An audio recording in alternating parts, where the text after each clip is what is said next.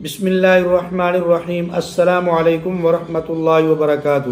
ناظرین و سامعین، خواجہ سرا نے پاکستان کے شہر اسلام آباد میں ایک تاریخ رقم کر دی، ایسی تاریخ رقم کی کہ آج سے پہلے پورے پاکستان میں کسی کو یہ جرت نہیں ہوئی، کسی نے اس طرف دھیان نہیں دیا کہ وہ اس قسم کا قدم اٹھائیں۔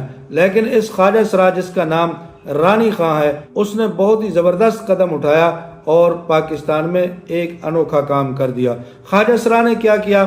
خواجہ سرا بہت دولت مند تھا، رانی خان اس کا نام تھا، اور اس نے ایسا کام کیا کہ آج سے پہلے کسی خواجہ سرا کو یہ دھیان نہیں آیا، اس نے یہ کام نہیں کیا۔ خواجہ سرا نے کیا کیا؟ اس کا ایک دوست تھا، اس دوست کے پاس بھی بہت رقم تھی، بہت مال تھا، لیکن وہ فوت ہو گیا۔ اس کے فوت ہو جانے کے بعد اس خواجہ سرا یعنی رانی خان کو ایک خیال آیا کہ میرے پاس بھی اتنا پیسہ ہے، میرا دوست جو فوت ہو گیا وہ بھی اتنا پیسہ چھوڑ کر گیا، وہ بھی میرے پاس ہے، تو اب میں اس پیسے کا کیا کروں؟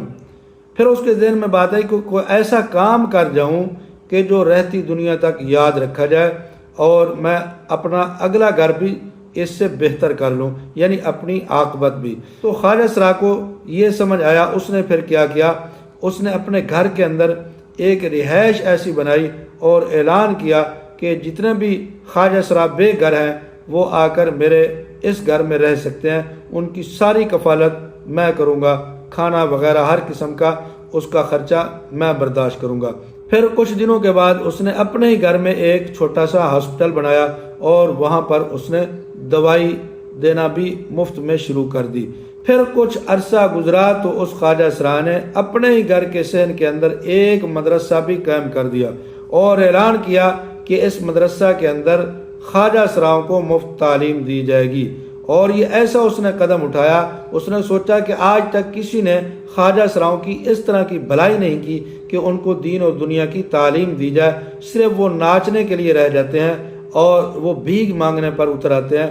تو ایسا کیوں نہ کیا جائے کہ خواجہ سراؤں کو ایک ایسا ادارہ دے دیا جائے، ایسا مدرسہ دے دیا جائے جس کے اندر بیٹھ کر وہ اپنی دین اور دنیا دونوں کی تعلیم حاصل کر کے اپنی عاقبت اور اپنی دنیا دونوں اچھی کر سکیں۔ تو اس نے خواجہ سراؤں کے لیے خاص کر ایک مدرسہ قائم کر کے سب کو حیران کر دیا۔ یہ مدرسہ بنانے والا خواجہ سرا، جس کا نام رانی خان ہے، اس نے اپنا عروج بھی دیکھا، مال بھی دیکھا، دولت بھی دیکھی، لیکن اس نے وہ سارا مال اپنی برادری خواجہ سراؤں کے لیے وقف کر دیا۔ تو ایسے بھی لوگ دنیا کے اندر رہتے ہیں جو اپنا نہیں بلکہ اپنے دوسرے بھائیوں کا سوچتے ہیں۔ تو آپ کی اس خواجہ سرا کے بارے میں کیا رائے ہے؟ آپ اپنی رائے کا اظہار جا کر کمنٹ باکس کے اندر ضرور کریں۔ جزاک اللہ۔